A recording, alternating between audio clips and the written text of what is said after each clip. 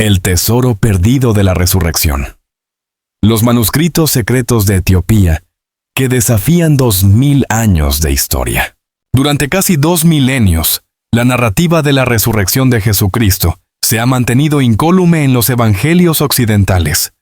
La tumba vacía, la piedra removida, y el Hijo de Dios ascendiendo a la gloria tras unas pocas apariciones. Pero, ¿y si esa historia no estuviera completa? ¿Y si las palabras que pronunció, las enseñanzas que compartió durante los 40 días posteriores a su regreso de la muerte, hubieran sido selladas, ocultadas y casi perdidas para siempre? En el corazón de las tierras altas de Etiopía, una de las naciones cristianas más antiguas del mundo, custodiados en monasterios de piedra más vetustos que las cruzadas, los monjes han custodiado una colección secreta de escritos. Se trata de textos escritos en Ge'ez, la sagrada lengua litúrgica etíope, considerada por muchos como la lengua de los ángeles y los antiguos reyes.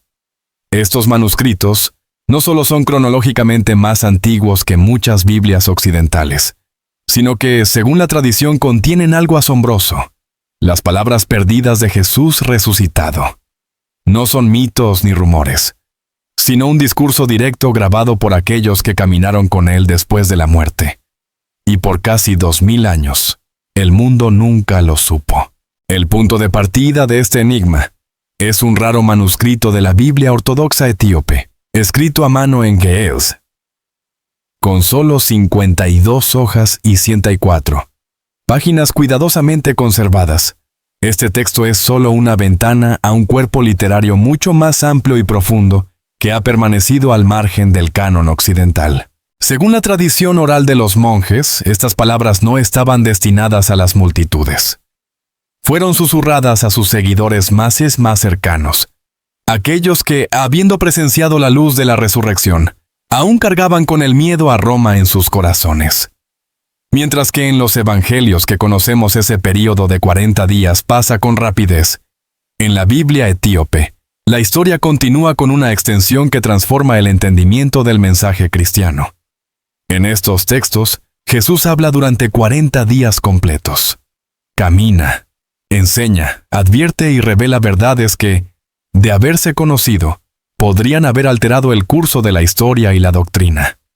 Esta es la crónica de esos días ocultos, los días en que Jesús resucitado habló no al mundo, sino al alma, en las monulliñas cubiertas de niebla de la libela, donde las iglesias están talladas directamente en la roca viva. Los monjes más ancianos hablan de un libro llamado el Libro del Pacto, Meshafa Kidan. Dicen que fue copiado a mano en pergaminos de piel de cabra, con tinta mezclada con ceniza y oración. Durante siglos, su lectura fue privilegio solo de aquellos que ayunaban durante 40 días, el mismo número de días que Jesús pasó enseñando tras su resurrección. En estas páginas, el tono de Jesús cambia radicalmente. No habla como el manso maestro de Galilea, ni como el Salvador crucificado. Habla como algo mucho más grande: el Rey viviente del cielo y de la tierra. Buco. La espada de mi Padre no está forjada por manos de hombres, sino por el Espíritu de la Misericordia, les dice a sus seguidores. Les ordena ir al mundo, pero no para construir imperios ni templos de piedra. El Espíritu será vuestro poder, el corazón, vuestro templo, y el amor, vuestra ley, declara. Pero también les lanza una advertencia escalofriante, un eco que resuena con la realidad de hoy. Profetiza que con el tiempo sus palabras serán tergiversadas. Los hombres usarán su nombre para construir sus propios reinos. Muchos clamarán, Señor, Señor, pero sus corazones no me conocerán, dice. Construirán templos de piedra y oro, pero olvidarán el templo del alma. Los monjes creen que esta advertencia no era solo para sus discípulos, sino para el mundo que un día cambiaría el espíritu por el poder y la fe por el espectáculo. Otro antiguo texto etíope, el Dideskelia, lleva las enseñanzas a un plano más práctico, funcionando como cartas a una iglesia que aún no había nacido. Afirma que Jesús enseñó a sus seguidores a vivir con sencillez, a ayunar y orar con frecuencia, y a mantenerse lejos de traidores codiciosos y gobernantes corruptos. No seáis como los escribas del futuro, que visten túnicas blancas pero devoran las casas de los pobres, advierte. Esta profecía, que parece un espejo de la corrupción actual, es la clave, según los monjes, de por qué los hombres poderosos habrían ocultado este texto. Si el pueblo lo hubiera leído, se habría dado cuenta de que el reino de Dios nunca estuvo destinado a ser gobernado desde los palacios, sino desde el corazón humano. Pero la Biblia etíope va más allá de la advertencia social. Revela profundos misterios sobre la vida, la muerte y la naturaleza secreta del alma. Según estos antiguos rollos, el Cristo resucitado enseñó a sus seguidores que la muerte no era un final, sino un cambio de vestidura. El cuerpo no es más que una vestidura. Cuando está rasgado, el espíritu permanece, afirmó. Les reveló que cada ser humano lleva dos fuegos, uno que arde hacia Dios y otro que desciende hacia la oscuridad. Cada pensamiento, palabra y acto alimenta uno de estos fuegos. Vivir sin el espíritu, dijo, es caminar en la muerte, una condición no del cuerpo, sino del alma. A este estado lo llamó la muerte andante. Aquellos que llenan su vacío con oro, orgullo o poder, pueden parecer vivos, pero por dentro son tumbas silenciosas. En una sección del Libro del Pacto, la enseñanza se vuelve aún más misteriosa al hablar de dos creadores, el Padre de la luz y el constructor de las sombras.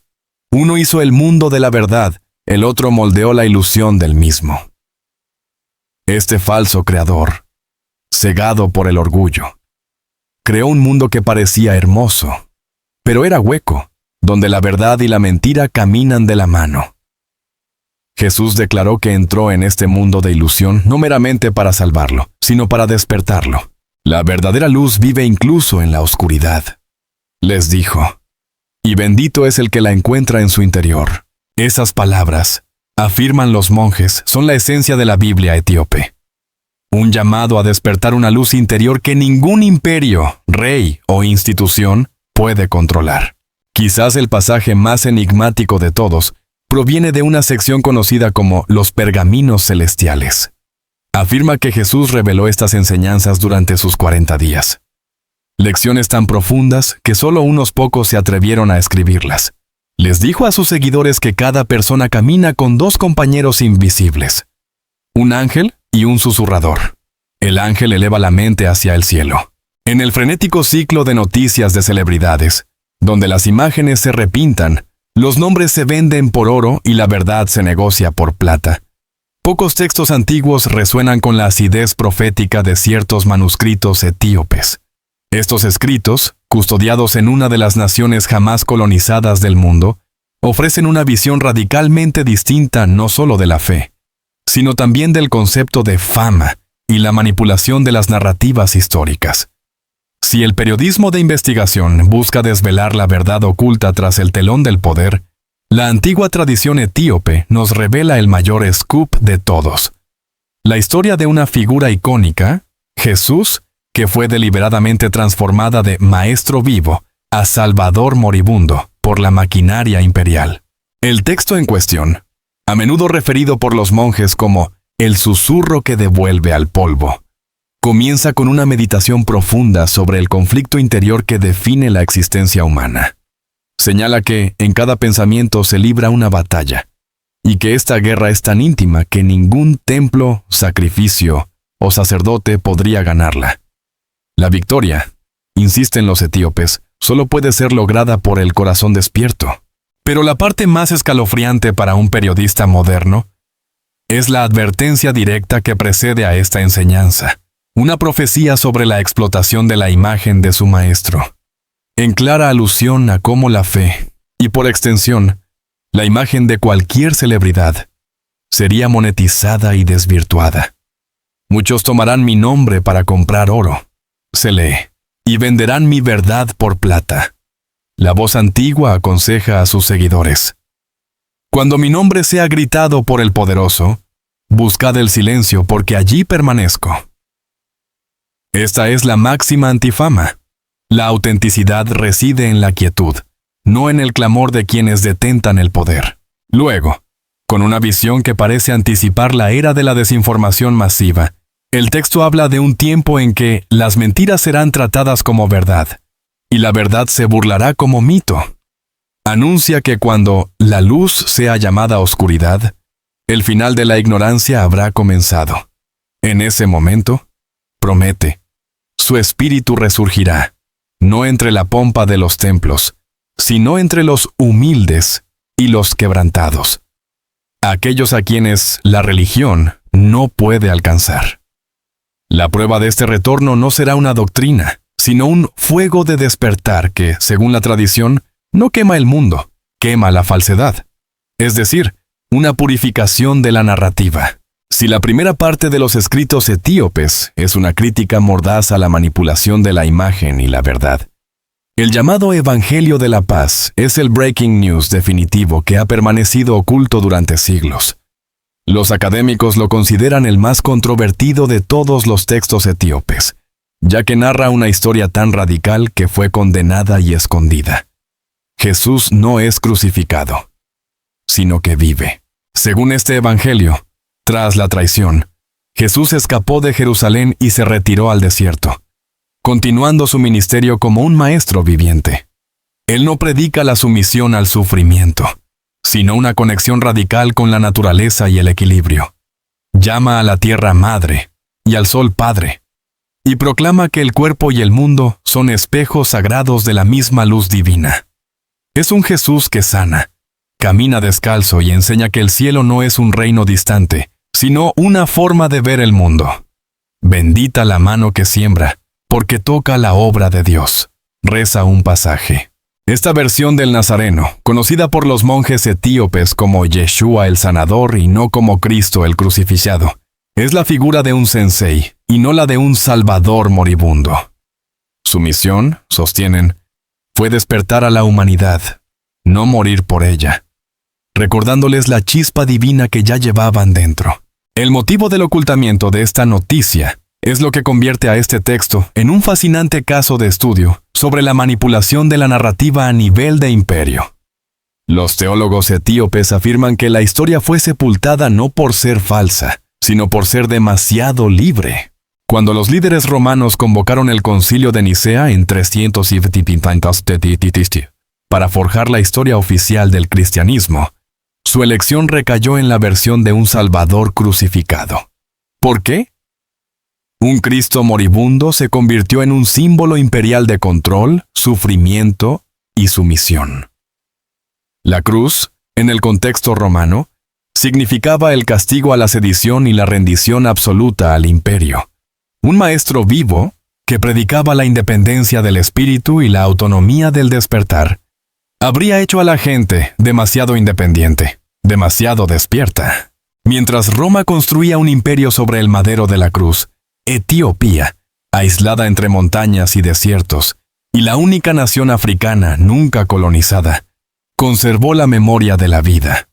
Los sacerdotes etíopes, cuando los escépticos occidentales del siglo XIX descartaron sus textos como leyenda, simplemente sonrieron y respondieron: la verdad no necesita creencia para existir, solo necesita tiempo. La singularidad etíope no termina con el Evangelio de la Paz. Su fe se remonta a la unión entre el rey Salomón y la reina de Saba, y su primer emperador, Menelik Mionkoyo, supuestamente trajo el arca de la alianza a Aksum, donde permanece. Esta cadena ininterrumpida de historia le otorgó a Etiopía una posición de autonomía espiritual que ninguna potencia extranjera pudo tocar. Mientras Europa se consumía en guerras de religión y teología, Etiopía rezaba y tallaba sus iglesias en la roca viva. Y lo más importante para los historiadores y periodistas, mientras la Biblia occidental perdía sus libros olvidados, Etiopía los conservaba todos. 81 libros en total, escritos en la antigua lengua ge'ez. Entre ellos, el libro de Enoc, Jubileos y las palabras de Cristo resucitado. Este acervo constituye el registro bíblico más completo e intacto del planeta. En un mundo mediático obsesionado con la inmediatez y el escándalo fugaz, existe una historia que se niega a marchitar. Es un relato de fe, historia y una verdad milenaria que ha permanecido custodiada en uno de los rincones más remotos y venerados del planeta.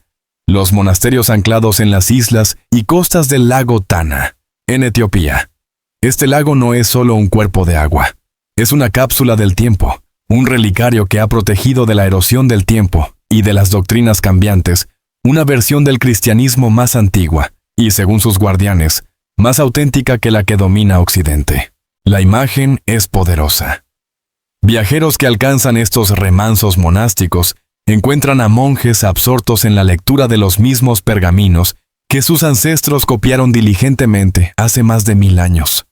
No son reliquias muertas expuestas tras un cristal, son textos vivos, consultados, meditados. Al ser inquirido sobre la razón de preservar estos códices tan antiguos, un monje respondió con una tranquilidad que desarma: porque todavía están respirando. Esta simple frase encapsula la esencia del cristianismo etíope, una tradición que se remonta al siglo IV, anterior a la conversión oficial del Imperio Romano, y por lo tanto una de las líneas de fe más prístinas y con menos influencias políticas o imperiales de la historia. La joya de esta tradición es la Biblia etíope, un conjunto de textos que, al ser leídos con una mente abierta, revela un mensaje central y subversivo para la teología occidental. En sus páginas más profundas, la voz de Jesús se proyecta con una claridad descarnada. Sus últimas palabras no versan sobre la conquista o el establecimiento de un rito rígido, sino sobre la compasión radical y el despertar interior. El texto apunta a un futuro, al que Jesús denomina la era del falso templo, donde la humanidad, en su afán por la construcción material, olvidará el espíritu para adorar al mundo. Advierte sobre una época donde las personas erigirán magníficas iglesias, pero perderán sus corazones. Hablarán su nombre, pero no vivirán su verdad. Es una profecía que resuena con fuerza en nuestra sociedad contemporánea, marcada por la ostentación y la desconexión espiritual. Sin embargo, en medio de esta desolación espiritual, la promesa etíope sostiene la esperanza. Jesús asegura que, incluso en esa era de falsedad, existirán unos pocos, ocultos, humildes, invisibles, que mantendrán viva la llama de la verdad. Estos custodios, dice el texto, caminarán silenciosamente entre las ruinas, y sus plegarias serán la fuerza que detendrá la noche. Para los monjes de Tana, es la razón tangible por la cual el mundo, a pesar de sus fallas, aún se mantiene en pie. La magnitud de este legado no termina en la ética de la compasión. En las páginas finales del enigmático Libro del Pacto, una de las obras únicas del canon etíope, se encuentra una profecía que es la clave de la expectativa actual de los monjes. Anuncia que en los días finales, las palabras olvidadas volverán, y que el espíritu se alzará de las tierras ancestrales, de los desiertos, las montañas, y de Etiopía misma. Y lo más trascendental, cuando esta voz regrese, no lo hará con el estruendo del trueno o el fulgor del relámpago, sino que hablará a través de los rotos, los buscadores y los corazones que aún estén dispuestos a escuchar. Soy la semilla y la espada, se lee. Volveré en verdad, no en imagen. Los monjes del lago Tana creen firmemente que ese tiempo está inminentemente cerca. Una creencia que otorga un sentido de urgencia a la custodia de sus ancestrales manuscritos. Lo que antes podía ser considerado una creencia folclórica aislada, hoy está siendo validado por la Academia Internacional. En los últimos años, académicos y arqueólogos han comenzado finalmente a estudiar estos textos con una apertura mental largamente debida. Antigüedad histórica. Los hallazgos arqueológicos han situado el origen del cristianismo etíope en el siglo IV, confirmando su precedencia sobre la adopción oficial de la fe por parte de Roma. Precedencia lingüística. El idioma original de estos manuscritos, el Ge'ez o Ge-Sha'ase, es anterior al latín e incluso, en su forma escrita, a muchos de los textos bizantinos. La profundidad y antigüedad de estos manuscritos bíblicos son tales que la tecnología moderna de datación lucha por asignarles una fecha precisa. Cada pergamino no solo contiene escritura sagrada, sino una narración que Occidente ha permitido que se desvanezca. La de un Cristo que vivió, enseñó y amó más allá de la mera narrativa de la crucifixión. Y la de un mundo cuyo propósito nunca fue servir a los imperios terrenales, sino despertar las almas. Cuando el lector sostiene la Biblia etíope, no está simplemente recorriendo un texto religioso, está tocando el susurro más antiguo del mundo de la verdad divina. Es una verdad que esperó, con una paciencia casi infinita, el momento en que la humanidad se fatigara de sus ruidos y sus falsos templos para poder escuchar de nuevo. Quizás este es el verdadero milagro. El plot twist definitivo de una historia de 2 milenios. La auténtica resurrección nunca fue solo de carne y hueso, sino de la palabra olvidada. Es la voz de un maestro que se alzó una vez y que, de manera perpetua, se alza donde quiera que la verdad encuentra un corazón dispuesto a escucharla. El mensaje final de Jesús, guardado celosamente durante casi 2 milenios, bajo el sol y las arenas etíopes, ha guardado un mundo que, por fin, esté listo para oírlo. Y en esa revelación, en el redescubrimiento de una fe centrada en la compasión y el despertar, reside la esperanza de que la palabra, en su inquebrantable esencia, nunca muere.